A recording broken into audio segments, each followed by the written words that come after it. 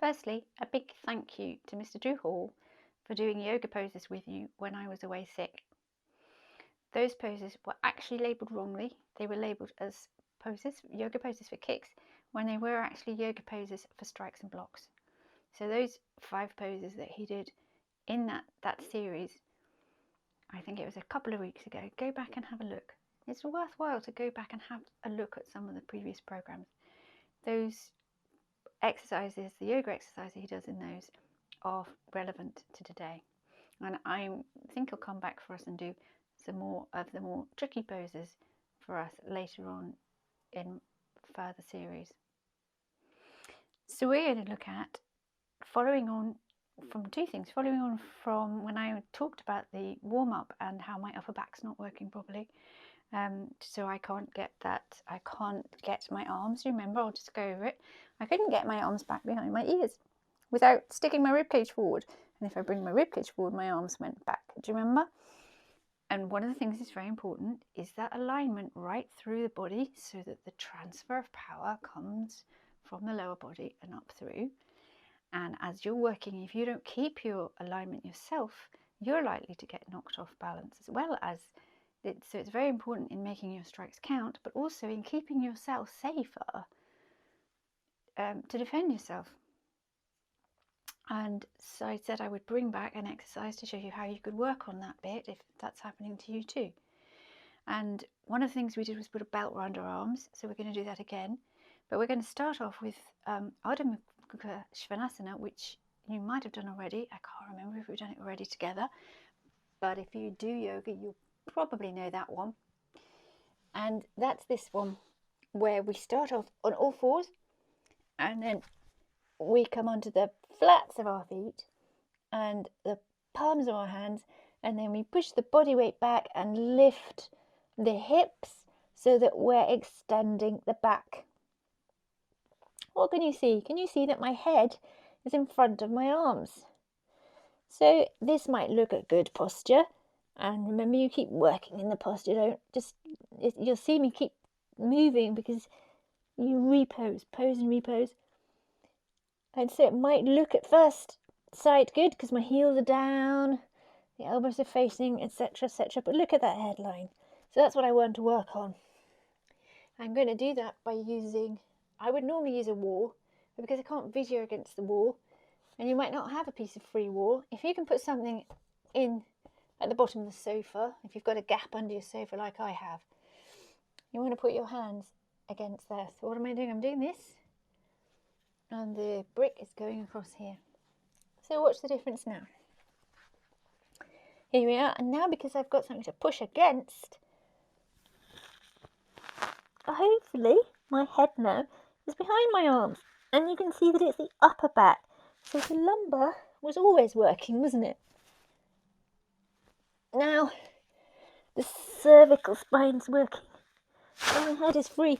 This pose is a rest, so my head is free, but my arms, my upper back, stretching. And this pose is going to stretch all those bits that I wanted you to stretch for strikes. The shoulders, the back, the chest, the arms. You've got that lock again on those wrists that's really strengthening that up. I'm just going to do it one more, see if we can get a little bit more, tweak a little bit more with it with the belt. Do you remember what you do with the belt? Do you remember where you put it? What mustn't you put it on? The joints. Okay, so it's going above there. Let's see if we can just tweak it a little bit more. The belt's going to get in my way, isn't it, of my head? But here we go. Yes.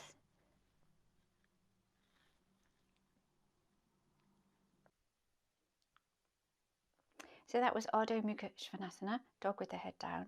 And that's a really good, strong stretch for the whole body, and it also becomes a rest. So if you haven't got a lot of time, when you're boiling the kettle, you've got those 3 minutes, you could just do dog down. We're also going to do, today, we're going to look at dog with head up, Urdhva Mukha Svanasana, because it's a good companion stretch to this one. And if you watch the cool down later on in this week's program, you'll see how I'm going to put together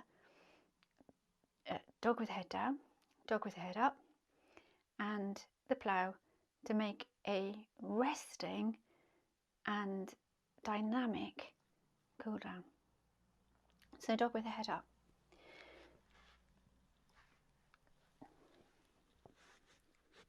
Start this one lying down, hands back underneath your shoulders. So hands underneath your shoulders, elbows tucked in. Remember, I was saying keeping your elbows tucked in is very important. Keeping them close to your hips helps bring the power into those strikes. I'm going to turn the toes under. Sorry, on the tops of the toes. You can't see my toes, so I'll tell you tops of my toes, and push up. Now I'm going to turn the toes under and lift my legs off the floor. And now I'm going to walk my feet slightly forward to see, can I draw my body through? And as I draw my body through, I can then lift up into the back arch.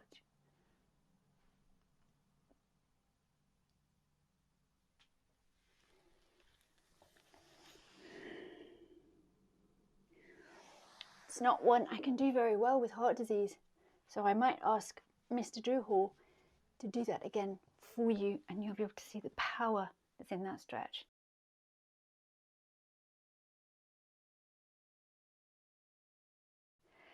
I wanted to bring it in today because I'm putting it in the cool down.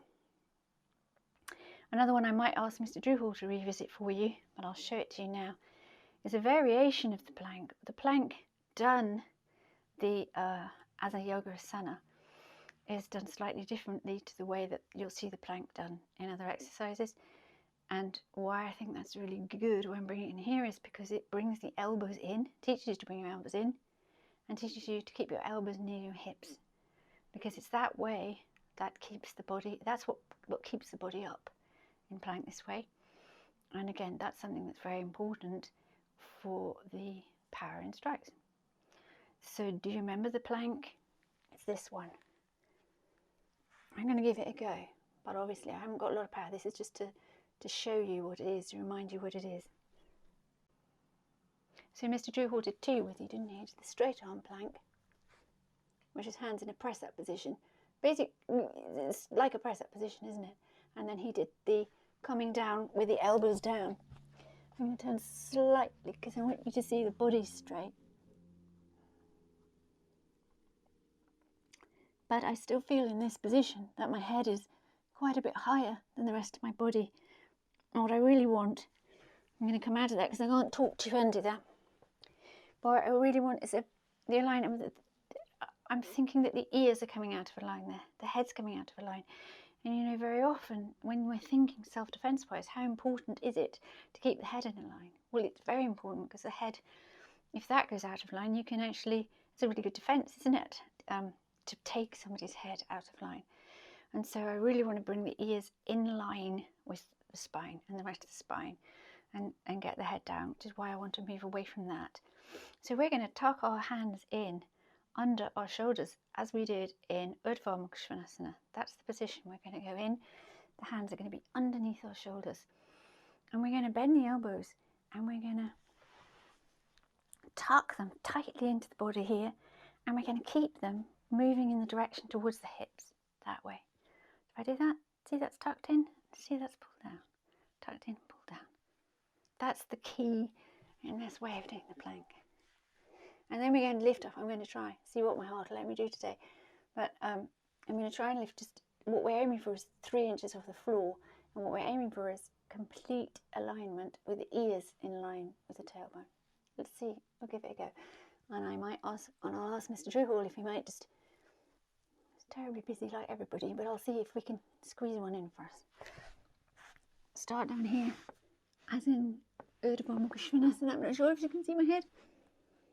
Toes under. I'm going to give it a go.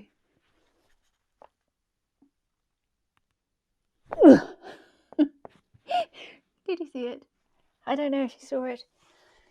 If you didn't see it, wait for the version with Mr. Drew Hall in. But remember from me, the point I'm telling you is those elbows. Where do they go? Shout it out. They go tucked into the side of the body and towards the hips. That's what will keep you up.